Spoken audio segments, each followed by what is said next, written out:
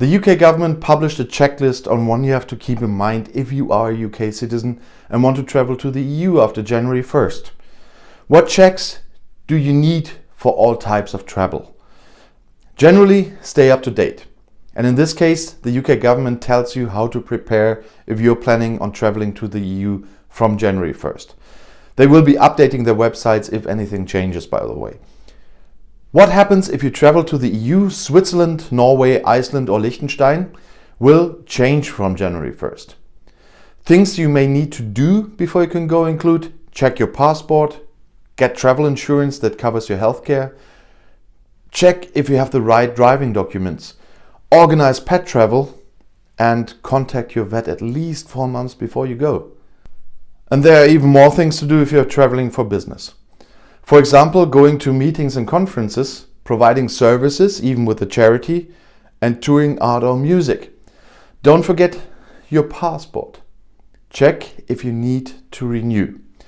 You may need to renew your British passport earlier if you're traveling from January 1st. On the day you travel, you'll need your passport to be both. You have at least 6 months left, or it must be at least less than 10 years old, even if it still has 6 months left. If you do not review your passport, you may not be able to travel to most EU countries and Iceland, Liechtenstein, Norway or Switzerland. You can check whether your passport is valid for the country you're visiting on the UK government website as well. These rules, by the way, do not apply to travel to Ireland. You can continue to use your passport as long as it's valid for the length of your stay. And even if you're healthy, think about healthcare. Check that you are covered. You should always get appropriate travel insurance with healthcare cover before you go abroad. Your European Health Insurance Card, the EHIC, will be valid up to December 31st. It's particularly important you get travel insurance with the right cover if you have a pre-existing medical condition. This is because the EHIC scheme covers pre-existing conditions, while many travel insurance policies do not. You can read advice on the UK government's websites on this as well. When you are entering other countries, you have to keep several other things in mind too. At the border control, you may have to show your return ticket and money. And at border control, you may need to show a return or onward ticket, show you have enough money for your stay, use separate lanes from EU, EEA and Swiss citizens when queuing. But do you need visas for short trips? You will not need one if you are a tourist.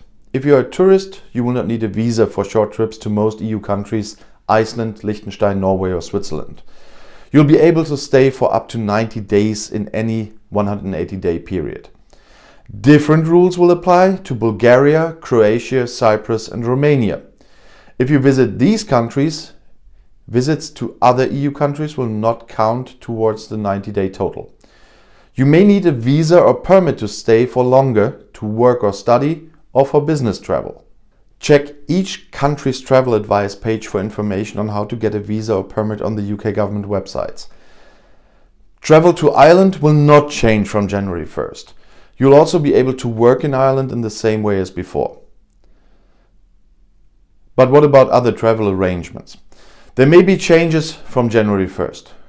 What these are depends on how you're traveling. However you travel, check before you leave for any delays or disruption.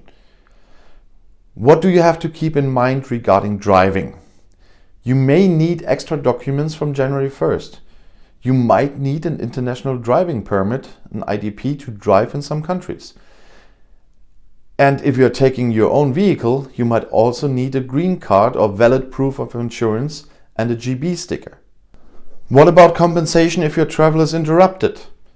Some travel insurance policies only cover certain types of disruption.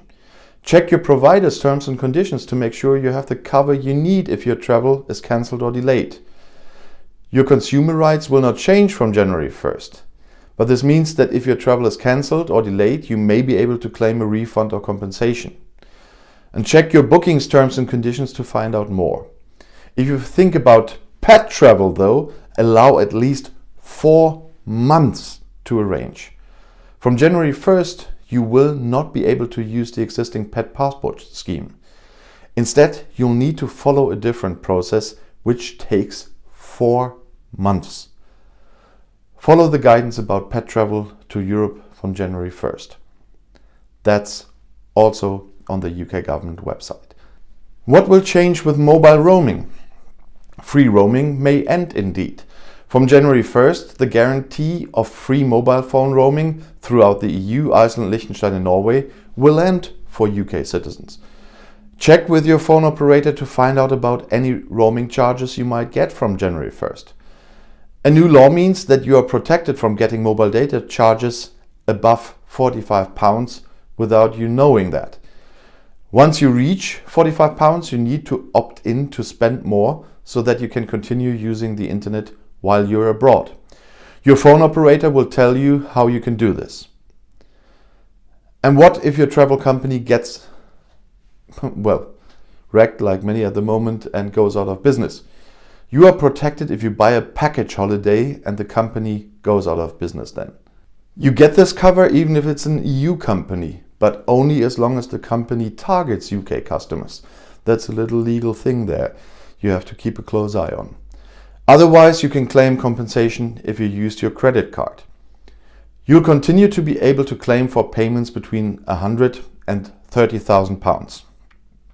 And there are some other changes from January 1st. If you are a business, you may need to make a customs declaration if you take goods with you to sell abroad or use for business. You might need to find out what else you need to do to prepare your business during the transition period. There's different guidance if you are an EU national and you want to continue living in the UK, and a UK national living in the EU. So for all this, also on the UK government's websites, there are a lot of information there you really should have a look at before January 1st. And if you now want to support my channel a bit further, there are links in the description where you learn more about being a member of my channel or becoming a patron. And if you now want to know more about European or global politics, there's another video right here for you YouTube has chosen. And there's the button to subscribe to my channel, which I hope you already did. I'll see you in my next video. Click and enjoy. Viel Spaß!